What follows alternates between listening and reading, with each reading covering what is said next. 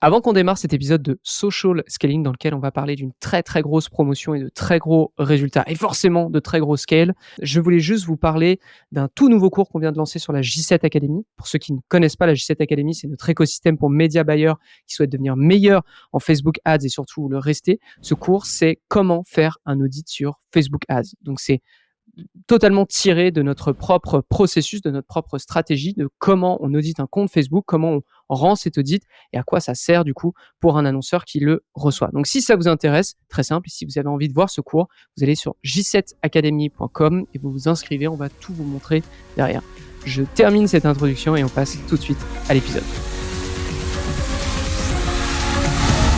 Bonjour à tous et bienvenue sur Social Scaling, le podcast 100% Facebook Ads présenté par l'agence J7 Media. Mon nom est Antoine Dalmas et aujourd'hui je ne suis pas seul et on en parlait hors antenne, mais je crois que ça fait quasiment un an qu'on s'est pas eu sur un podcast ensemble. C'est David Schockert de DHS Digital qui a été avec nous. Comment ça va, David ? Écoute, très bien, merci de me recevoir à nouveau après un an.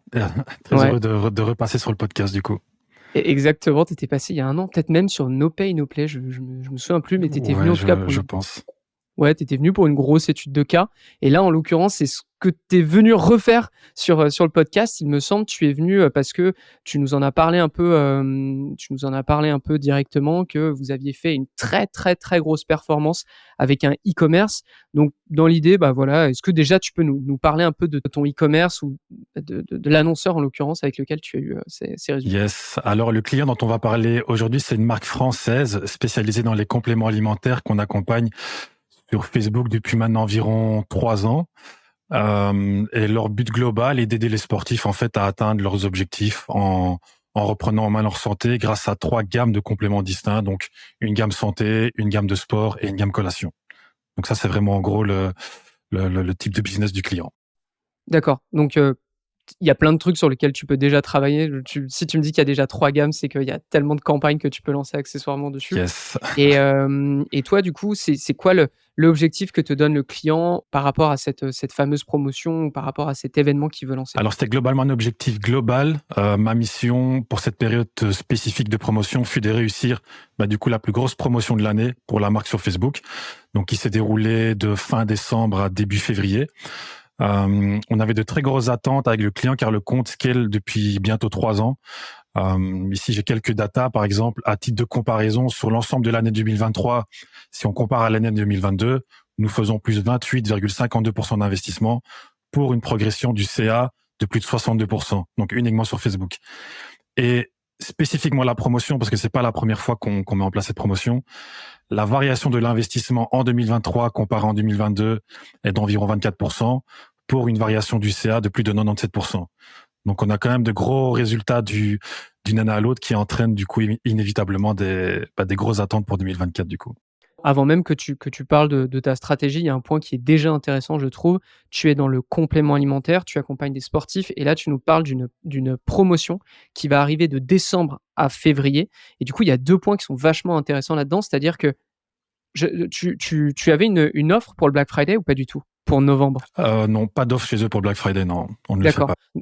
Donc c'est intéressant. Alors je sais, tu vas me dire si je me trompe, mais probable que vous passiez plutôt sur décembre parce que les CPM seront moins élevés et pourtant il y a toujours une attente forte en termes de au niveau des consommateurs sur tout ce qui va être, rabais, offres agressives et cetera. Donc déjà tu t'enlèves le côté CPM ultra élevé sur novembre en lançant en décembre et en plus de ça, on l'a mentionné plein de fois sur Social Scaling, mais le début d'année, pour tout ce qui est infopreneur, pour tout ce qui est e-commerce qui vend du changement, notamment du changement sur le corps, sur l'esprit, et cetera, ça a complètement du sens de faire de très grosses promotions dès le début de l'année parce qu'il y a, ce qu'on appelle les bonnes résolutions, Ouais. les objectifs à l'année qu'on se donne et du coup, ça fait énormément de sens d'augmenter ses dépenses, à cette période-là. Donc je ferme la parenthèse, je te redonne la parole.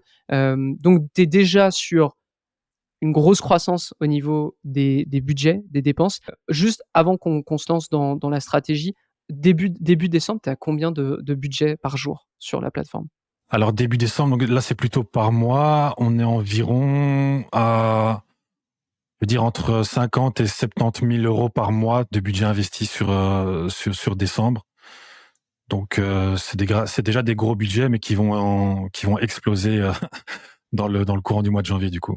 D'accord, OK. Bon, bah, du coup, on a un peu ce plateau-là. C'est vraiment la grosse période pour vous pour tout exploser, pour ce e-commerce-là. Donc quels sont les objectifs, s'il y en avait, vraiment très définis? Et quelle est ta stratégie, toi, pour gérer le budget et puis la promotion de manière générale? Parce qu'on se le dit aussi, c'est une promotion qui va durer quasiment 3 mois, c'est Un ça? mois, un peu plus d'un mois.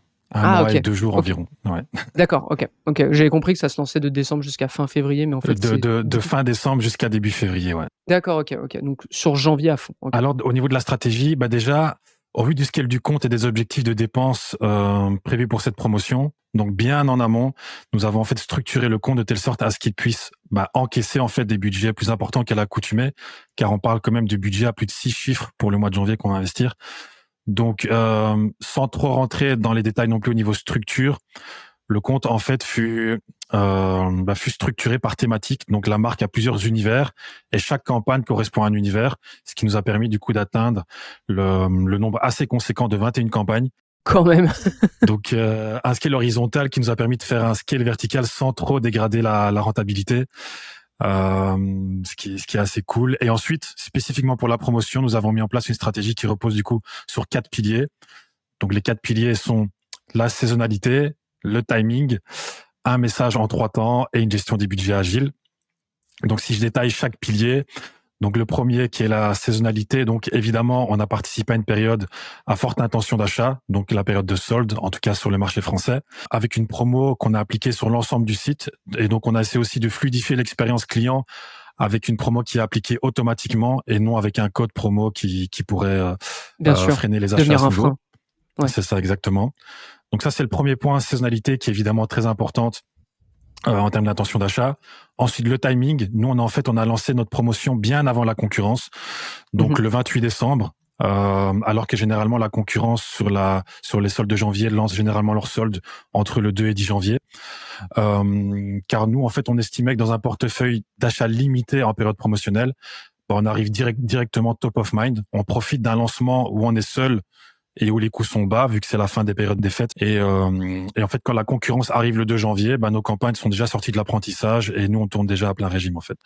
D'accord. J'ai envie de revenir sur plein de trucs, mais je vais te laisser d'abord, y aller. Yes. Le troisième pilier ici, en fait, c'est un message promotionnel en 3 temps, parce qu'on est quand même sur une période promotionnelle assez longue, donc un peu plus d'un mois. Et donc, l'idée n'est évidemment pas de lasser notre cible avec un message redondant.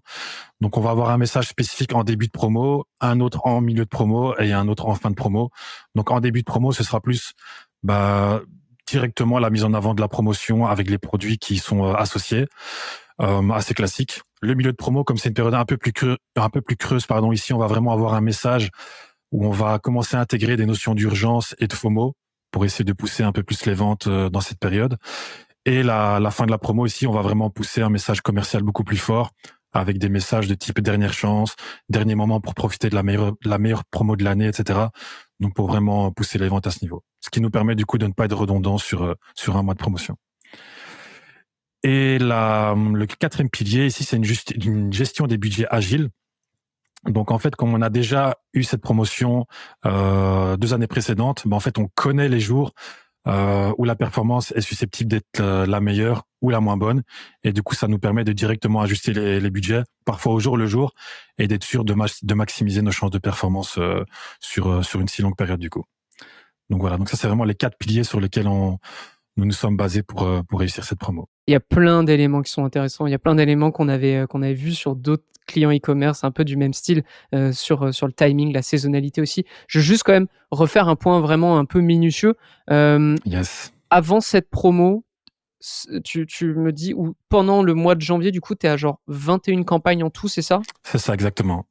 En fait, on a commencé, donc nos campagnes fil rouge, evergreen, on a commencé à les diversifier par thématique, parce qu'on savait que pour pouvoir encaisser quelques mois après des budgets importants pour le mois de janvier, qu'on allait avoir besoin de ce scale-là. Et donc, mais actuellement, ce sont des campagnes qui sont restées parce qu'elles fonctionnent toujours bien. Donc, le compte là tourne à plus de 20 campagnes et avec des budgets toujours aussi conséquents. Donc ouais. Donc, tu as des campagnes qui sont par thématique, parce que tu as parlé de scale vertical, c'est-à-dire tu vas avoir une thématique sportive, une thématique. Tu avais parlé de 3 thématiques dès le départ. C'est ça, donc sportive, santé et collation. Et au sein même de ces thématiques, par exemple pour la santé, on va avoir une campagne santé généraliste, une campagne santé en lien avec le stress, une autre en lien avec la digestion. Et donc à chaque fois dans ces campagnes, on va pouvoir toucher des audiences assez distinctes. Et donc c'est vraiment la multiplication de ces campagnes et de ces audiences qui va nous permettre d'encaisser une telle augmentation de budget du coup. Donc, de manière générale, tu as plein de campagnes pour tes collections et des sous-segments dans tes collections. Ça revient vraiment à ce qu'on dit de manière générale dans social scaling, c'est segmenter, sous-segmenter votre offre pour être de plus en plus pertinent, pour isoler des choses qui fonctionnent pas, pour éviter de dépenser dessus, pour augmenter le budget sur justement les produits ou les sous-segments de collection ou les collections qui fonctionnent. Donc, on retrouve complètement ça. Au-delà de tes campagnes toujours promo, parce qu'on va y revenir notamment sur tes 4 piliers, tu as des campagnes Advantage Plus. Est-ce que tu as des campagnes aussi catalogue ads? Est-ce que tu as des catalogues ads en fonction des collections? C'est ça, bah, en fait on a tout ça. Ok, On a ok. des campagnes Advantage Plus, des campagnes par intérêt, par catalogue. Il faut savoir aussi que nos campagnes, donc Evergreen, qu'on fait tourner tout au long de l'année, en fait, pour cette période promotionnelle, on a désactivé les visuels qui étaient au sein de ces campagnes pour y intégrer les visuels promotionnels. Donc, on a pris le parti pris de conserver les campagnes Evergreen, vu que c'est une longue période promotionnelle, plutôt que de créer des campagnes spécifiques en tout cas chez nous, on aurait plus tendance à faire dans une période promotionnelle un peu plus courte. Donc voilà, c'était notre parti pris sur cette période. Ok, donc sur tes campagnes Evergreen, celles qui tournent à l'année longue, tu coupes tes pubs pour lancer des pubs qui sont promotionnelles, parce que aussi, on va se le dire, tu sais que cette promo, elle fonctionne, tu sais qu'elle va Ouais. cartonner, donc t'es pas dans le blizzard, enfin, t'es pas dans le flou total à savoir si ça fonctionne ou pas, tu sais que ça fonctionne dans tous les cas, donc tu prends ce risque. Et à côté de ça, tu lances des campagnes qui sont éphémères, qui sont là pour justement pile pour la période, ce qui fait monter à 21 campagnes le nombre de campagnes actives en janvier. Là, je vais venir un peu sur les 4 piliers. Tu as parlé du timing, je te suis complètement. C'est-à-dire que dans ce genre comme le Black Friday, c'est pour cette raison que le Black Friday, on n'est plus au lancement du 25 ou le 26 novembre. Le Black Friday, il se lance quasiment le 1er novembre, parce que on sait que c'est le premier qui dégaine qui va gagner en fait la part de marché. Donc là, je te suis à 100%. Saisonnalité aussi, tu sais pertinemment que c'est à ce moment-là que l'intention d'achat est le plus importante dans ce marché. Donc c'est pour cette raison que tu mets tous tes efforts là-dessus. Ça me fait penser à des épisodes de social scaling où on avait des e-commerce qui, peu importe ce que tu fais, tant que la météo n'est pas de ton côté. Je pense notamment à un épisode avec Nam qui vendait des pneus pour voiture pour la neige. Tant qu'il n'a pas neigé, les gens n'ont pas cette intention d'achat. Donc, tu as beau scaler ou faire ce que tu veux, ça marchera pas tant qu'il n'y aura pas justement la météo qui est avec toi. Là, c'est la même chose, sauf que c'est avec une saison, donc hyper intéressant. Je vais revenir un petit peu plus dans le micro avec tes messages tes messages promo en 3 temps. Mhm. Avec déjà une première question. Est-ce que tu faisais l'utilisation sur tes campagnes éphémères de budget type lifetime, ou est-ce que tu étais en budget journalier? Non, j'étais en budget journalier sur mes campagnes, que ce soit D'accord. Evergreen ou même promotionnel, j'étais en budget journalier. Mais du coup, des budgets que je pilotais au jour le jour, Bah oui, c'est ça. vu que je savais quels jours étaient les plus propices à la performance du coup. Et tu as parlé justement du fait de pas trop de pas trop saturer avec les mêmes publicités et puis relancer un peu l'intérêt avec tes 3 temps de promotion. Imaginons, tu lances ton premier temps qui est juste la mise en avant de la promo. Tu lances, je sais pas, un carrousel, une vidéo, une image. Tu observes que finalement, c'est l'image fixe qui fonctionne le mieux. Est-ce que c'est cette image fixe que tu vas décliner pour la deuxième phase, pour par exemple l'urgence en milieu de promotion, ou est-ce que tu repars complètement sur des nouveaux créatifs? En gros, est-ce que tu déclines sur les second et troisième phases de promo tes meilleures pubs du début, ou est-ce que tu as déjà tout prévu de base? Bah exactement. En fait, déjà pour l'ensemble de la promotion, on s'était basé sur les performances donc créatives des promos des 2 années précédentes. Et donc, on avait déjà pu analyser les formats qui fonctionnaient le mieux, le type de produit qui fonctionnait le mieux, quel layout pouvait mieux fonctionner, est-ce qu'on met le produit à gauche, à droite, les couleurs, etc. Donc, tout ça, on avait déjà pu analyser pour, de manière globale, lors du mois de promotion, déjà avoir une feuille de route. Et effectivement, entre chacune des phases, donc pour la promo de 2024, on analysait à la fin de chaque phase la performance et on déclinait pour cette phase, pour les phases suivantes, ce qui avait le mieux fonctionné dans la phase précédente. Donc totalement, c'est exactement ce qu'on a fait. Ouais. En termes de promo d'ailleurs, tu as mentionné que c'était une promo sur tout le site. Est-ce que, je pense pas que tu aies parlé de l'offre en tant que telle. C'était combien le rabais? C'était un rabais de 10 à 30% sur l'ensemble des produits du site. Donc c'était quand même assez conséquent parce que généralement la marque, à part pour l'anniversaire des fondateurs en avril, bon j'ai pas envie de spoil non plus, mais Oui, bah, ça non. s'est déjà passé Vas-y, vas-y, t'inquiète. les 2 autres années précédentes, donc il n'y a pas de problème. Mais à part ces 2 périodes de promotionnelles là, sur l'ensemble de l'année, on fait aucune promo, donc c'est vraiment à ce moment-là qu'il faut consommer quoi. Donc c'est intéressant parce que, en discutant avec toi, je comprends que tu es surtout dans de l'optimisation de quelque chose qui a déjà fonctionné par le passé. Cette exécution, est-ce qu'elle a changé par rapport à l'année justement 2023 ou 2022? Est-ce que tu avais déjà apporté des nouveautés dessus parce que tu avais observé que ça, tu aurais pu mieux le faire dès le départ, ça a moins bien fonctionné cette année, donc pour 2024, on le fait autrement? Est-ce que du coup, est-ce qu'il y a eu une analyse rétroactive, avant de lancer 2024? Bah, ça s'est surtout fait au niveau des visuels où on a vraiment pris le temps de bien analyser ce qui avait fonctionné et moins bien fonctionné. Et aussi spécifiquement pour cette année, on a rallongé un peu la période promotionnelle. Donc au lieu de terminer au 31 janvier, on a laissé tourner les pubs encore le 1er et le 2 février, ce qui a été une bonne chose parce que même en laissant tourner encore 2 jours en plus, avec toujours ce message de dernière chance, ben, la performance a également explosé les deux premiers jours de février, ce qui a permis de bien lancer le mois qui a suivi. Donc c'est un peu ces 2 changements-là qui ont été opérés suite aux années précédentes du coup. D'accord, et ça, c'était quelque chose qui était prévu ou c'était vraiment, discussion avec les fondateurs, ça marche bien, on continue, quelques jours de plus et on voit si jamais ça fonctionne pas, on arrête, si on voit que ça fonctionne, on garde un petit peu? C'était aussi ça en agile ou c'était vraiment, dans le marbre? Globalement, c'était en agile aussi. Après, on avait défini bien avant le lancement de la promo que potentiellement on allait pouvoir prolonger un jour ou 2 de plus en février. Mais donc on a gardé ça en tête évidemment. Mais au vu de la performance dès le milieu du mois, on s'est dit que let's go, ça en vaut la peine. Donc ouais, fallait continuer et pousser les budgets. D'accord, et maintenant en termes de résultats purs et en termes de dépenses sur ce mois de janvier, vous avez fait combien? Vous avez dépensé combien? Alors je sais pas si je peux dire les montants en termes de valeur absolue.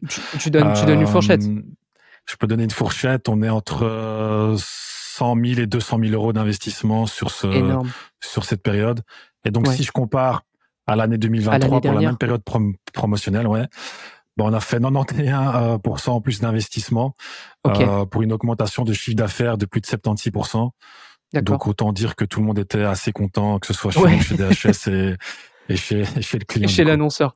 Chez l'annonceur Ouais. pour pas le spoiler toujours. Ça me fait penser à une autre question. En termes de répartition, retargeting, acquisition, est-ce que tu as une idée, spontanément de ce que vous avez fait? Est-ce que vous étiez la plupart de vos bon, je suppose quand même que la plupart de tes campagnes étaient en acquisition ou est-ce que tu avais vraiment prévu un gros budget de retargeting de manière générale? Mais en fait, généralement, donc tout au long de l'année, on est plus sur du 70-30 en termes de répartition, acquisition, remarketing. Mais spécifiquement pour cette période promotionnelle, comme on sait que ça va attirer beaucoup de clients, ben, on est passé plus sur du 80-20 pour vraiment maximiser nos chances d'acquisition de nouveaux clients.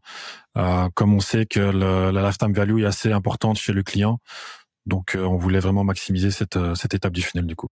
D'accord, OK. Donc bon, ça me choque pas. Généralement, les très gros comptes, même des e-commerce, sont souvent sur du 80-20 de répartition entre l'acquisition et le retargeting. Ça me choque pas.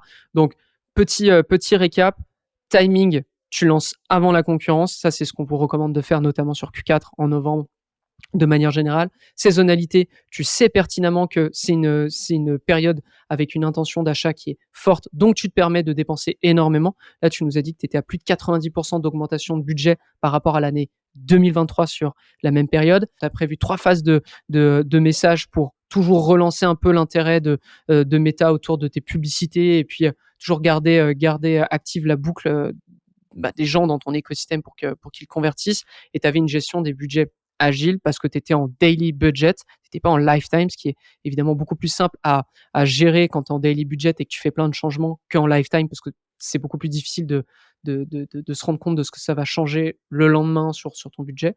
Donc ça c'est parfait. Est-ce qu'il y a d'autres points, que tu voulais mentionner sur cette promotion? Globalement, non, j'ai bien abordé les quatre temps forts sur lesquels nous nous sommes basés pour bien réussir cette promo. Et évidemment, enfin, toute cette promo n'aurait pas été possible, en tout cas les résultats de cette promo n'auraient pas été possibles sans le travail de longue haleine qu'on a toute l'année avec le client, que ce soit sur le site, sur le funnel, sur les messages. Enfin, c'est vraiment tout un travail de toute l'année qui nous permet vraiment, sur une période spécifique, de vraiment exploser. Mais D'accord, sans ça, ça n'aurait pas été possible. d'accord. Donc ouais. Et oui, bien sûr, bien sûr. Bon, ça, c'est aussi un truc qu'on mentionne le plus souvent, pour réussir son Black Friday. Alors évidemment, là, c'est pas un Black Friday, mais le le C'est tout mois est comme. tout aussi important. C'est, toujours aller chercher de la croissance, toujours aller chercher des nouveaux visiteurs, des nouveaux acheteurs et cetera. Parce qu'on me pose beaucoup la question, «Ouais, est-ce qu'on teste en retargeting? Est-ce qu'on met un gros budget en retargeting parce que ça fonctionne bien?» Le retargeting, c'est bien, OK, c'est sûr que c'est la cerise sur le gâteau. Ça vous permet d'aller chercher facilement des gens qui étaient prêts, qui étaient proches à convertir, mais dans tous les cas, la croissance va se trouver dans Ouais. l'acquisition, quoi qu'il arrive. Donc, comme tu l'as dit, c'est un travail de longue haleine dans tous les cas. Et après, c'est une, c'est une pièce de théâtre que vous répétez tout le long de l'année. Et là, en janvier, bah, toi, tu passais sur scène et c'était C'est le ça. gros gala. Est-ce que, petite question aussi, mais maintenant qu'elle est terminée, que tu as du recul, parce que là, on enregistre fin mars, est-ce que, avec le recul, tu as pu observer des optimisations à faire pour ta prochaine session en 2025? Très bonne question. Non, pas du tout. Hem, Ouah, je peut-être t'avoue, il l'année faudrait prochaine. faudrait faudrait que j'y Ouais, revienne, mais là, en mars, non, pas encore. d'accord. OK. J'avoue que Bon, là, j'ai pas globalement, de c'est une affaire qui roule et là, l'idée après, c'est de revoir, quel est le budget que vous voulez vous mettre en 2025. c'est ça exactement, ouais. Bah, écoute, grosse étude de cas encore une fois, grosse, enfin, comment dire? On retrouve un peu tout le process des comptes, e-commerce qui scale énormément sur Facebook Ads. Je le répète, timing, saisonnalité, faire durer la promo si ça fonctionne, gestion des budgets agiles, énormément de campagnes différentes pour, bien optimiser, pour être pertinent, pour éviter le gaspillage budgétaire sur des éléments qui fonctionnent pas. Est-ce que tu as un dernier conseil à nous donner, David, pour, pour Facebook Ads de manière générale ou même pour des comptes e-commerce? Un dernier conseil, moi, ce que j'aime bien faire, en tout cas quand j'ai un compte qui arrive, entre mes mains, c'est de toujours commencer avec une structure la plus simple possible. Bien sûr. Mais dès qu'on a la possibilité de pouvoir augmenter les budgets, et de pouvoir investir, faut vraiment pas hésiter à complexifier la structure de son compte. Parce en gardant seulement 3 à 4 campagnes, c'est impossible de pouvoir scaler à des budgets à plus de 6 chiffres, en tout cas, sur les comptes que moi je gère. Donc ne vraiment pas hésiter à avoir une structure par thématique et des sous-thématiques même, et à complexifier, la chose. Si j'ai un dernier conseil, ce serait celui-là. Ouais, bah, c'est excellent effectivement, en termes de maturité, si vous êtes un jeune compte, ayez une structure simple et puis dès lors que vous les scalez, de toute façon, vous allez voir très vite, va falloir tester, va falloir ajouter des campagnes et on parlait de scale vertical, c'est exactement ça. David de DHS Digital, l'agence spécialisée en publicité sur Facebook. Où est-ce qu'on peut te retrouver si on veut échanger avec toi? Sur LinkedIn. Sur Ouais. LinkedIn, on peut échanger avec moi sans problème. D'accord, je mettrai en lien ton profil LinkedIn dans les notes de Top. l'émission. Écoute, David, merci d'avoir été avec nous. Merci d'avoir été aussi Merci à généreux toi. sur les paramétrages, et puis toute l'exécution de ta promo. Avec plaisir. Et puis à tous, bah, écoutez, merci de nous écouter sur Social Scaling. N'hésitez pas, si l'épisode vous a plu et si vous avez, envie de ne pas louper les prochains, abonnez-vous, mettez-nous un petit commentaire, mettez-nous une petite note. Ça nous aide évidemment à être mieux référencés. Ça nous montre aussi que le contenu qu'on vous propose vous intéresse. C'est tout pour cet épisode. Donc moi, je vous donne rendez-vous au prochain épisode du coup de Social Scaling. À très vite tout le monde. Ciao.